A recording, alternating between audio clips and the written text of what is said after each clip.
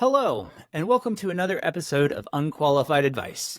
Dan is off traveling to visit his team in North Carolina this week, so you are stuck here with me for the intro of an episode we recorded earlier this year. Thankfully, we're prepared. Back in January, Dan and I sat down and made a bunch of predictions for things that we think that might happen that we find to be important to the American economy. Now we want to finally share them with you so you can see how we've been doing. And the next time, we'll be releasing a mid-year update with a little grading and some predictions for the back half of the year. I do want to give a disclaimer here. In this episode, we discuss the possible outcome of a certain event happening in the United States in November of this year. We indicate that one of the candidates in this event is a jackass. This is inaccurate. Both of the candidates are, in fact, jackasses. Please forgive our oversight. Our views and discussions are based entirely around what we feel is best for the American economy and nothing else. But again, everyone is a jackass, including us.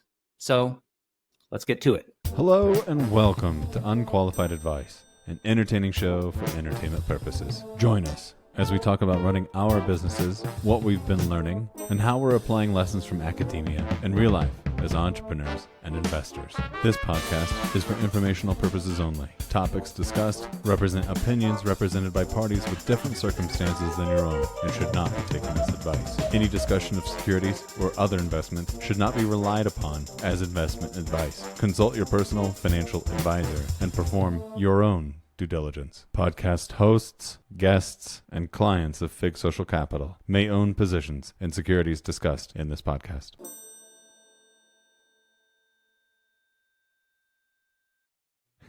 Hey, how's it going, Dan? Good. We're doing pretty well over here, I must say. How about you? Oh, it's been a busy last fourth quarter of the year. It's hard to believe it's already. I mean, the year's over. It's 2024. Year's over. Yeah, exactly. I'm like closing up shop. Yeah. I've got like 3 working days left this year, and it's fantastic. Nice. Yeah, good. I like to hear it. Yeah. And then it's Key West.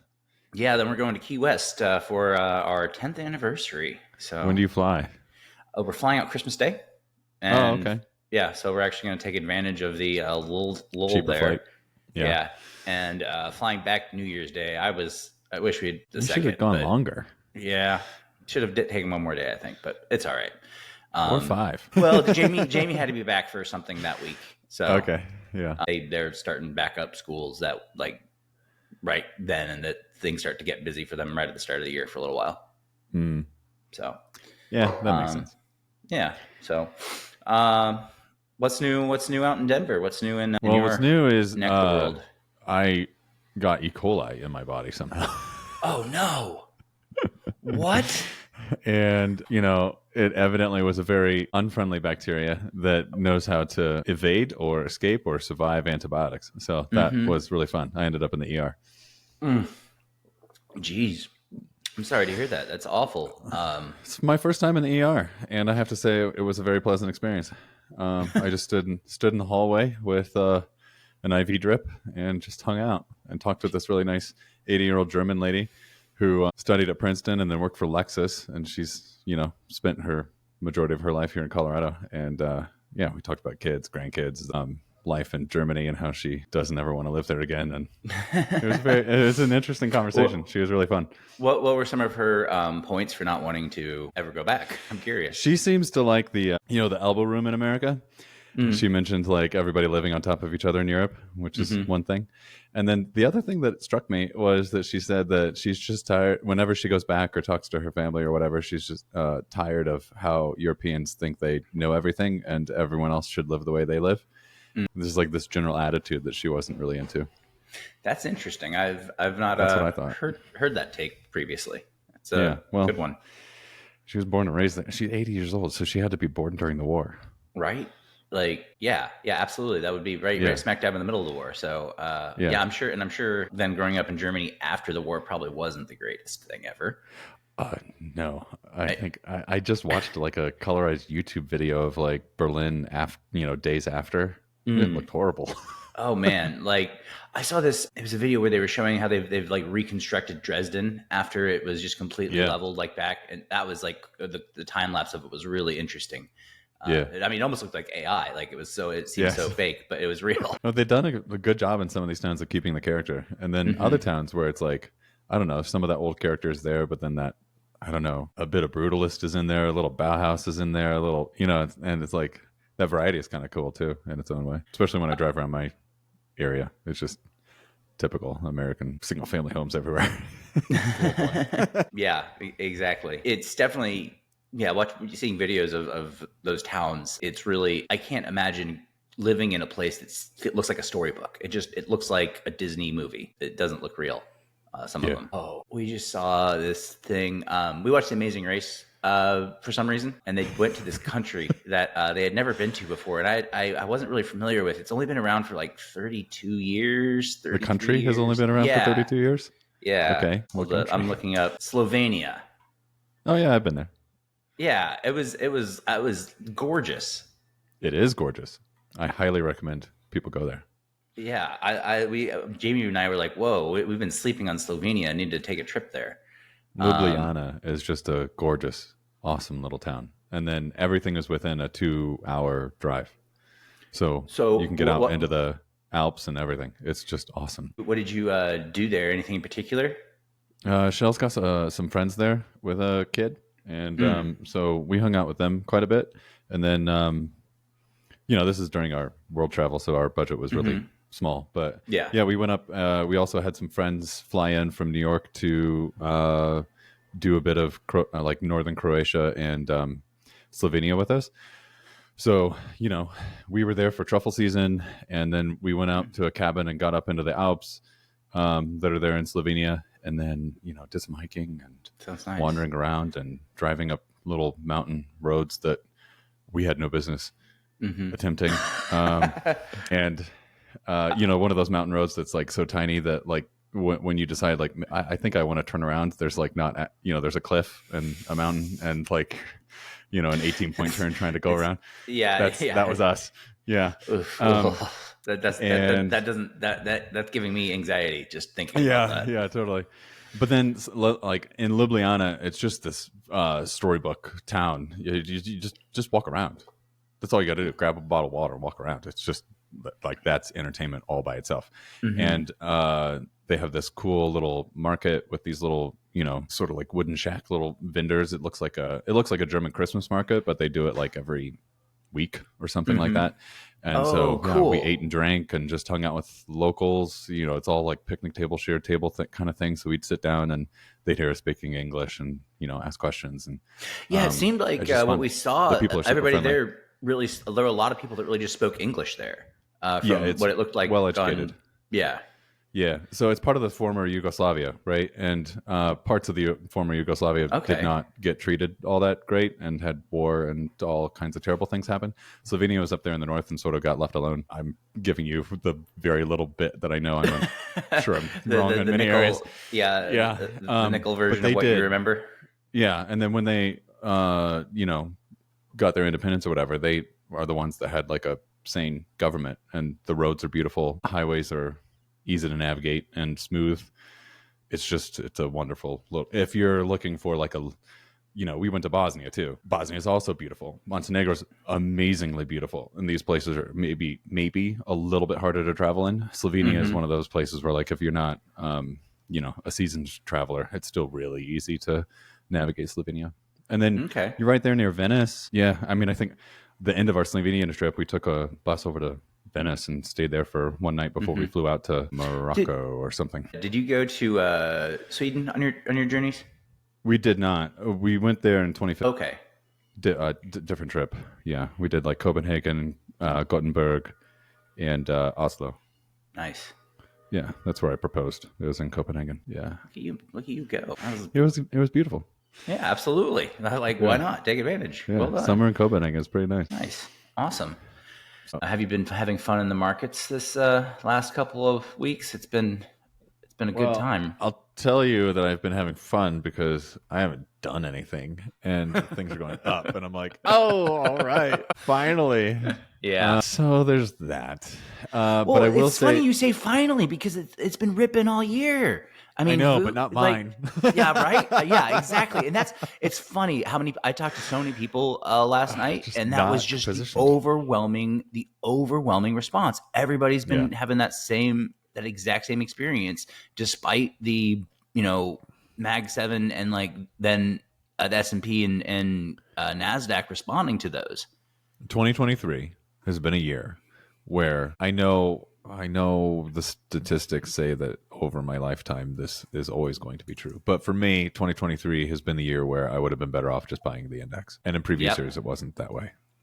So yeah, no, that's the truth. That's the truth. And I think also a lot of people had a lot of fear with the interest rates rising at the beginning of the year, and people were putting a lot of money into mutual funds or into money market funds specifically. That you're getting good 5+% returns, but then you see what the market did, and it's like, oh, what was I thinking?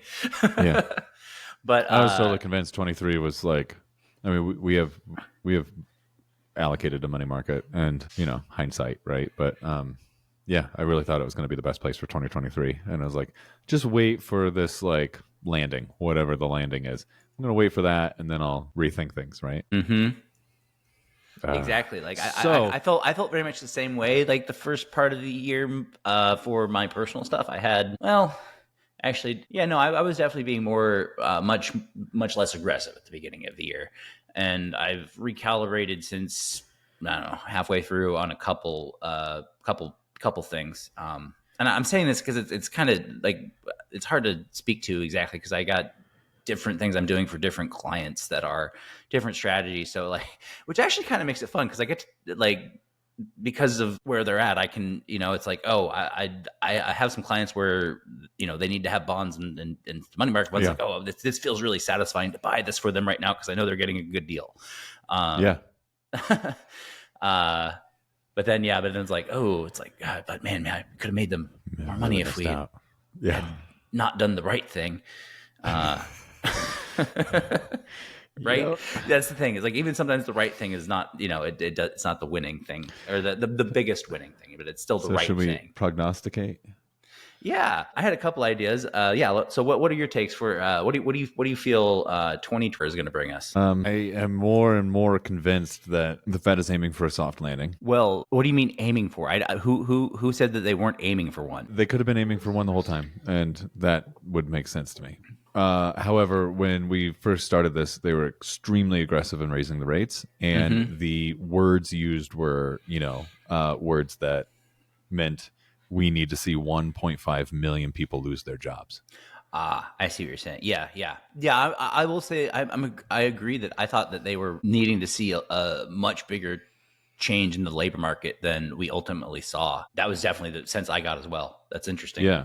I hadn't thought about it like that though. One of my mind's like, of course they're aiming for a soft landing. I just thought that maybe they're using that harsh language to be like, come on, you idiots, you got to pay attention. That's the thing that reoccurred to me was one of my professors used to work at the Philadelphia Fed or something, and he kind of walked us through the Fed's model and all these different things. Oh, cool! It was cool. He was really nice guy, but also it's just like, oh my god, this is all witchcraft. And what I walked away from was they have their model, and there's a couple different places where they might reprioritize what they're aiming at, right, depending on the situation. But for the most part, it's like this model, and they follow that. But they so that's one tool. The tools in the toolbox are interest rates and language. That's right. That's all you can do. That's basically it, right? And so I don't know, before taking this class, that I would have purchases of securities. Yeah, they pulled that one out of the hat, right? Had they really done much of that before? I'm not a student of Fed history, so I can't. I think back post 2008, they was when they first used that tool. So pre-GFC, was that ever in the toolbox? I don't think it was pre-GFC, but I'm not enough of a scholar around it to say confidently. Yeah, exactly. But you're right. They bought a bunch of assets and stuff. However, I mean, I guess my point is, I don't know that I would have put such a heavy weight on language being one of the bigger hammers in the toolbox prior to taking this class. And now that I've been paying more attention it's hard. We have 14 years history of the Fed not really mattering that much. Mm-hmm. And then all of a sudden it mattered very much. So I had to kind of claw back into that class and be like, I thought it was just, it's extremely complicated. And then they try to distill it down to this like ultra simple, like here's our decision-making process. But then I realized like, oh no, it's language. They get up on the pulpit and they say things, and that moves markets, that changes attitudes, it changes the news cycle, and that little mind virus goes into the greater population of the United world, and that matters. It matters a great deal. And so when they get up there and use very strong language around, we need to see 1.5 million people go from employed to unemployed, it just struck me as like, that is horrible. That's horrible. Yeah, it's like, what are they trying? What are they doing over here? Decimating to people in their personal lives, right? But then I was like, okay, this is the strong this is the big hammer. So if they can spend a lot of time being strong in their language and being patient with the model and kind of adjusting on the fly towards their interest rate policy in relation to real rates rather than just blindly going for 2, it seems plausible without some sort of exogenous, unpredictable variable coming in, that they could just very, very slowly temper this down. Yeah, I think it seems like, well, I was just thinking about the labor situation. Like, we have had like a slow trickle of layoffs kind of all year, but like not to the level that we've seen in previous downturns. I mean, like Spotify was 17,000, Google laid off, 10,000, 20,000 early in the year. There's been, I would guess, around a few 100,000 people that did lose their jobs. And yeah, a lot of high paying ones too. But I don't think it hit like Main Street, the median income and below, I'd say. Yeah. It doesn't seem is where it didn't get hit, which is good. Like, awesome. Well done, Fed. Congratulations. Yeah. It seems like they've navigated a very difficult situation, and like now things are starting to look good. Now I'm getting scared. Yeah. Okay. So that's where your head's at. Yeah. So for prognosticating 2024, I think we continue. Like, I think we see a rate cut before June. Yeah. And it really depends on the numbers after that. But I think we'll see like a couple of rate cuts next year, and maybe some softening around the consumer. So not a recession. Yeah, I don't think we're going to see a recession in 2024. I'm with you on that. I'm going to put a note down that we're both saying no recession, because I think I concur. I am worried about the back half of the year, and I'm worried about a couple industries specifically. It's more of, I see some weakness in energy. Okay. And depending upon how the year goes, there could be some problems in energy in the back portion of the year that could maybe trickle outwards. Okay. Like, it's not like, what other variable at the end of next year are you worried about? You know what? You're right, though, because they'll be, what if the Fed doesn't cut? What if we elect a jackass? Oh God, that's true. Dan, that's what I knew. There was something lurking in my head. There you go. Yeah, that's my biggest fear. Yeah, like, honestly, yeah. The last the immediacy aftermath of that, I just want to like sell everything in September and call it a day for the year. I think next year. I don't think it'll be that immediate. Yeah, I know. No, but I'm just thinking, like, October generally you have some goofy things going on. I don't know. It just feels like that Q4 is always the choppiest. At least the last several. But yeah, I feel like we're gonna have a real strong H1, and then, but yeah, I didn't even that. Yeah. What if we elect a jackass? And for me, it's politics aside. I'll vote for either party. Yeah, but this guy's a jackass. I agree. And, and un-American, doesn't believe in the American experiment, and that's kind of the only thing I care about. Yeah. I will say we've kept the tariffs in place, but like I don't like those tariffs just cause so much pain. He wants to raise them too. Yeah. And right now they're causing us a lot of pain. Actually, what's hurting oil right now is the U.S. dollars just seem so strong compared to, I should say, like oil itself. I'm talking about like some of the oil companies. Like the production base here is very expensive now compared to the rest of the world.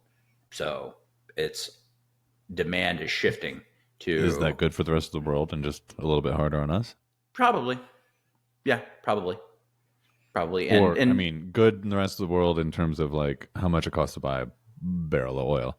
Yeah. Bad for the rest of all of us because more of it goes into the sky. But, you know. Yeah. But like Canada is like super cheap to get stuff made up there right now because they don't. Interesting.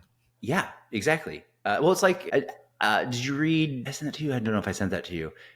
I read recently that you could go schedule a ski vacation in Japan for less than going to Colorado. I 100% believe that. Yeah. Yeah.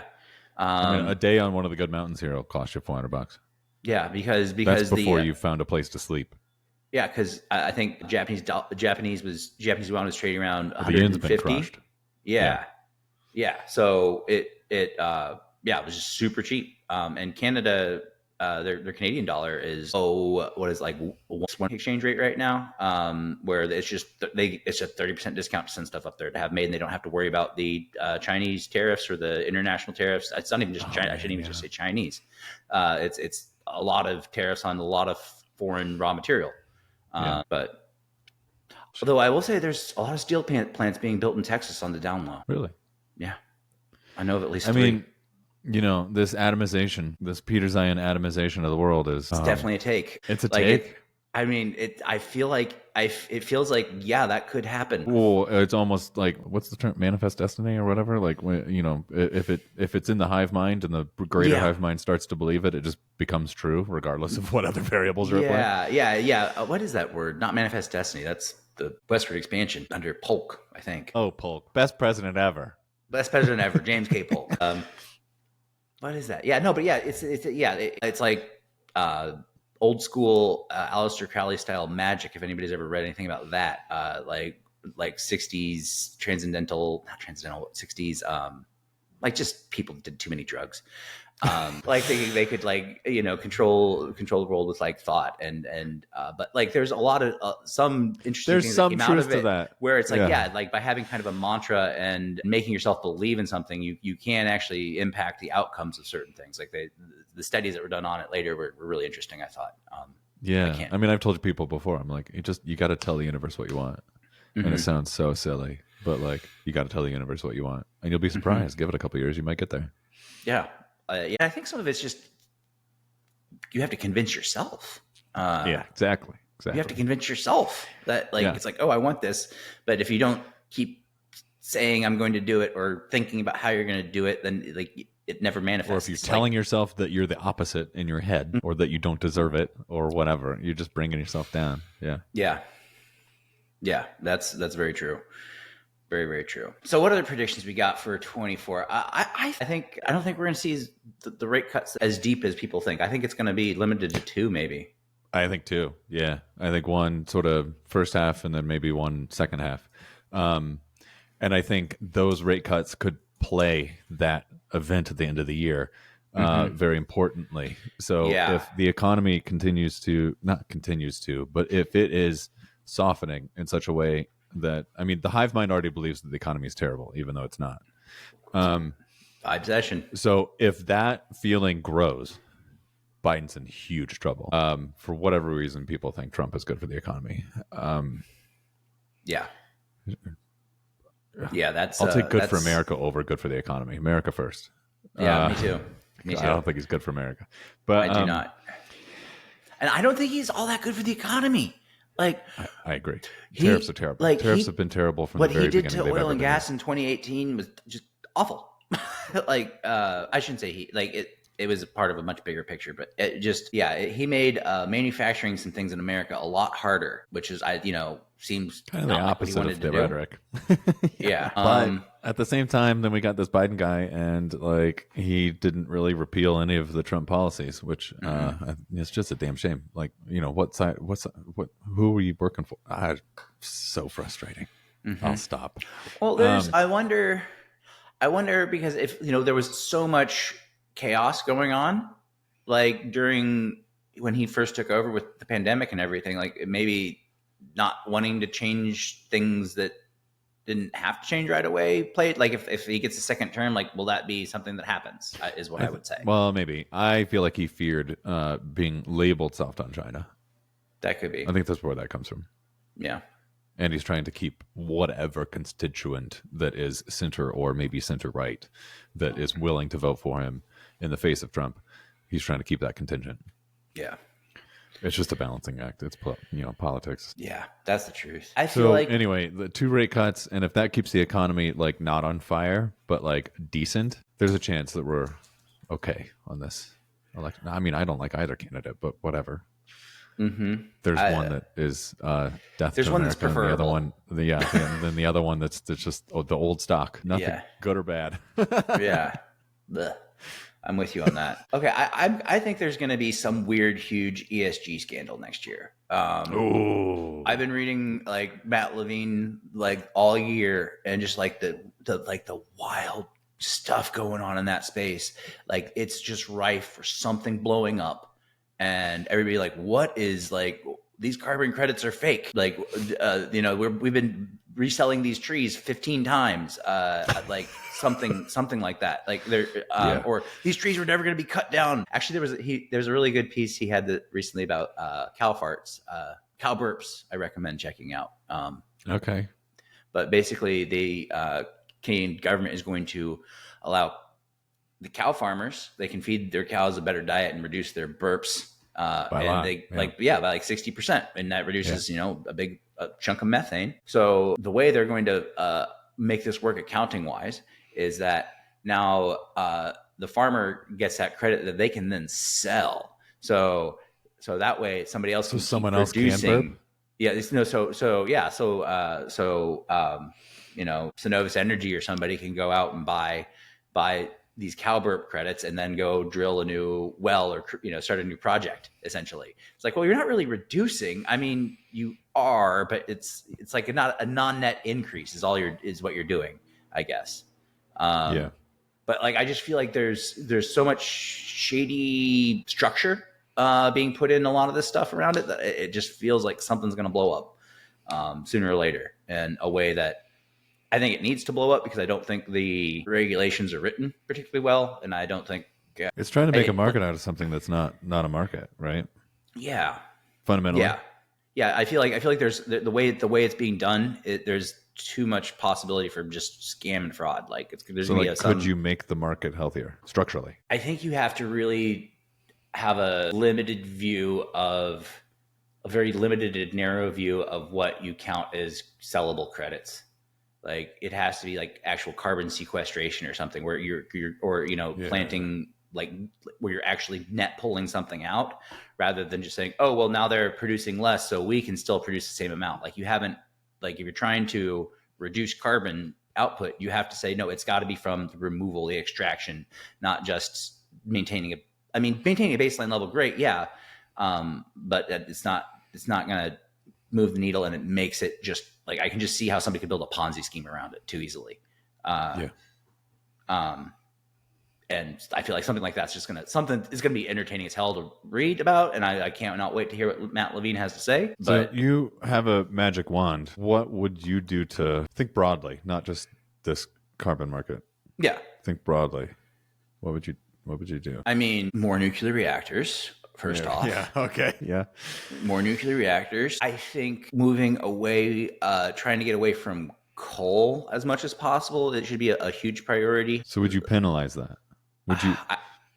But we still need coal for certain things. If you were the government, would you influence certain markets in certain ways? Yeah, that's a good question. That's a real good question. Because we also have just a consumption thing that's going on, right? As we exist as people, we're consuming things and buying things and making things, and it's the creation of the energy that like puts out these emissions that's driving carbon into the air. So if you can reduce that through increasing. I think you do subsidize a diverse basket of green energy solutions. I think you don't want to go all in on one thing. Nukes inside of green or no? Yeah, I think nukes are inside of green for me. 100%. I agree. I'm just making sure Then I think so you want to grow that portfolio. Like I would incentivize in certain regions like natural gas over coal because maybe you need some base load. You need some level of base load, and you might not be able to get it from hydro unless you're in a very convenient spot. And that's one thing about the U.S. We have a lot of great opportunity for hydro that a lot of other countries don't have. Yes, Washington's that way. Like 98% of our electricity was hydro. Yeah, but they're all like 100-year-old dams, right? Nothing's been. Yeah, this isn't nothing's new. Crediting anybody who is in charge. yeah, exactly. Thank you, TVA. So here's what I would add. I'm with you on the nukes. In terms of manipulating markets, I would consider, and this would be hard, right? Politically, this would be damn near impossible. Very much reducing corn subsidies or other farming subsidies where I can find them, and reallocating them to, what's the right word?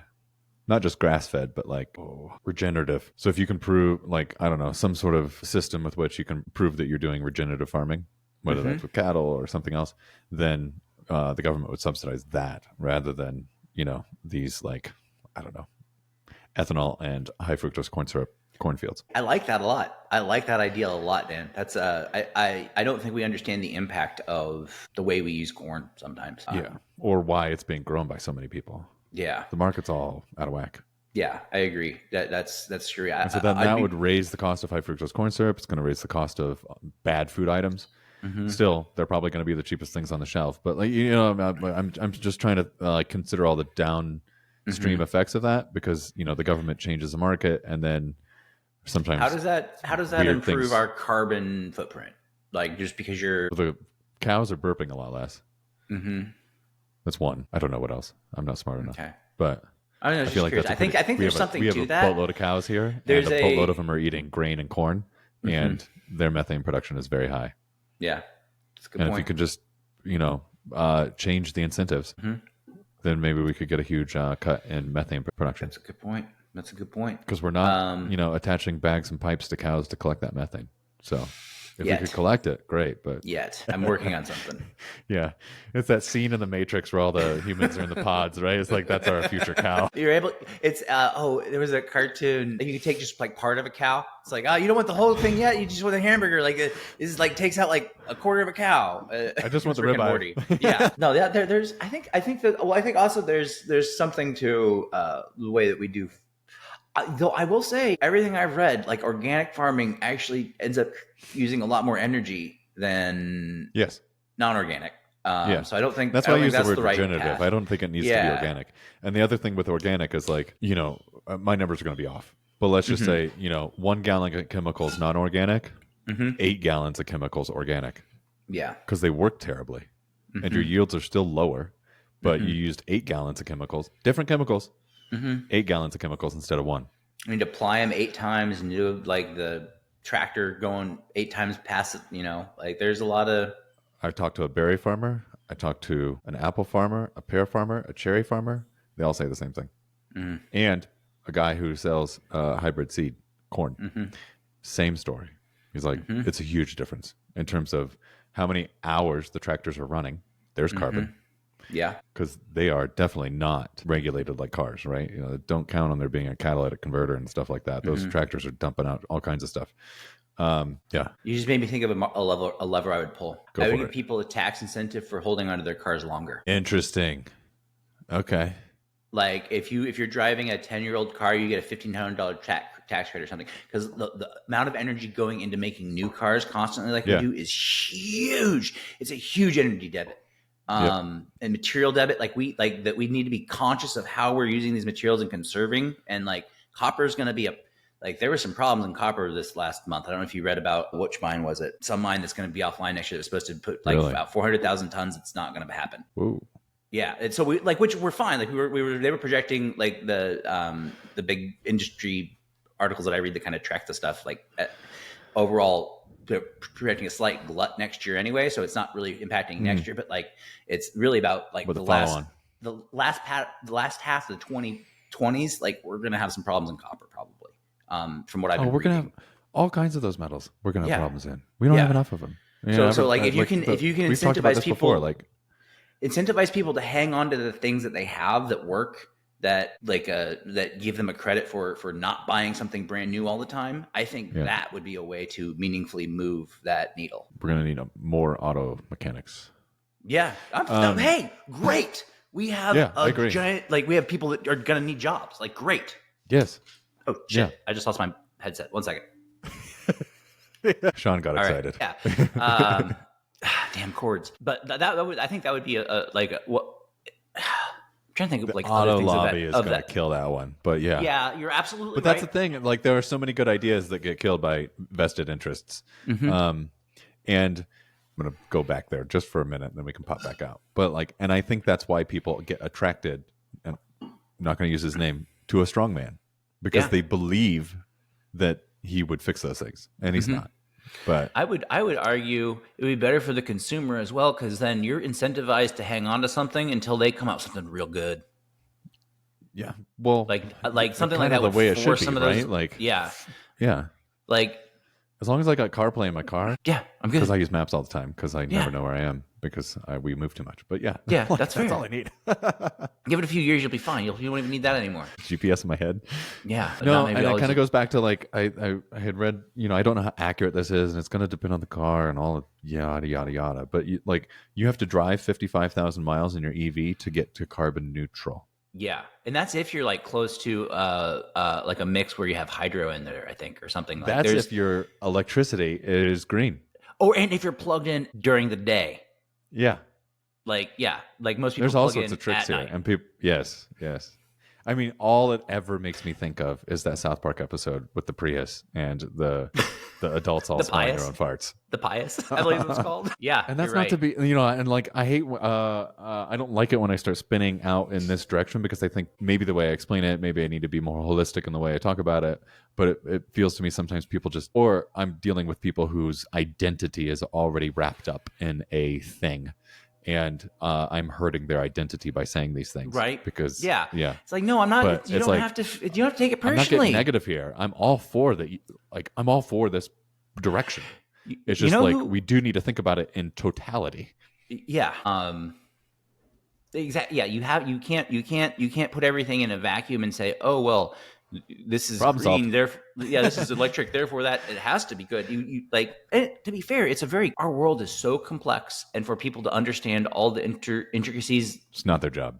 Like, unless you have training or like engineering degree or schooling to time, to think about this stuff. Like you can't know. I can't fault you for not like realizing that how much more copper is in a freaking EV than in a standard internal combustion engine car. But someone I know with an EV bought it used, right? So it didn't create new demand. Did a lot of things. Like, there's so many things like right in this little example, and I won't go through all of them.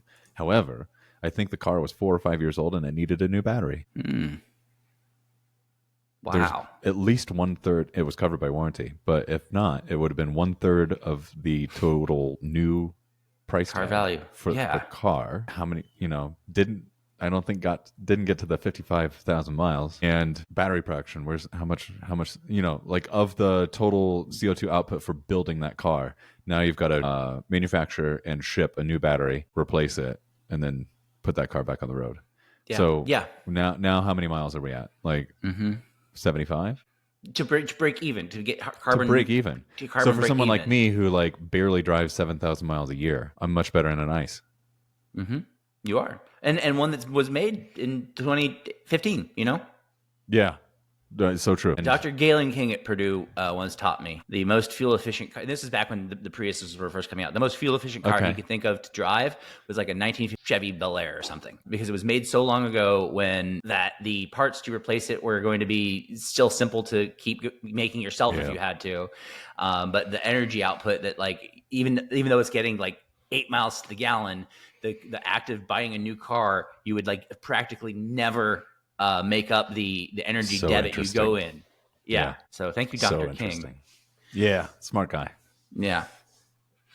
That's what you learn. Hey, I just realized it's pushing up here at the top of the hour. I have to. I'm gonna have to bolt here before too long. I got a client, customer I'm taking out to lunch. So client I'm taking out to lunch. So that's good. Yeah.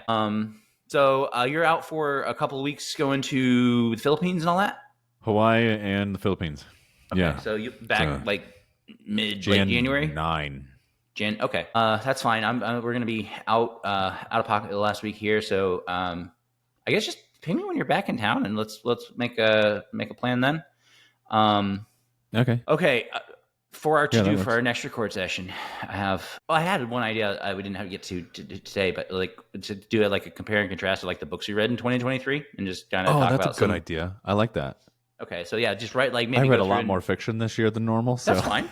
Yeah, that's fine. No, just kind of see what we overlapped and what we liked or didn't, or anything we'd recommend. So Okay, let me come up for just have a list of what we've read, which should be easy enough with our apps at this point. And we need to record an intro, so that way we can so I can put it on some of this stuff and start actually hitting publish on this. So throwing it out there. Yeah, so scary. Yeah, it is. I know. So I'm gonna try to script something between now and then, and just like we've done a couple just like nothing on the agenda jams. Yeah, and several of them I feel like have been fun. I agree. Like 100% fun for me. I'm just saying, like I think. Actually, when going back like and listening to a couple of them, example. Yeah, going back and listening to a couple of them, like, yeah, I enjoyed listening to this again. Even so, maybe just like the sound of your voice so much, Dan. That's got to be it. It's not my voice. I don't like the sound of my own voice. No one likes the sound of their own voice, right? It's always the way. Yeah. All right. Well, Dan, safe travels to Hawaii. Yeah, safe travels down to Key West, and happy anniversary, and Merry Christmas, Happy Holidays, Happy New Year, the whole thing. Same to you. Much love to you and the family, and we'll talk to you in the new year. Sounds good. You too. All right. Send me a picture from the Philippines. I'm very curious what everything looks like down there. Me too. Yeah, sounds good. Hopefully you have.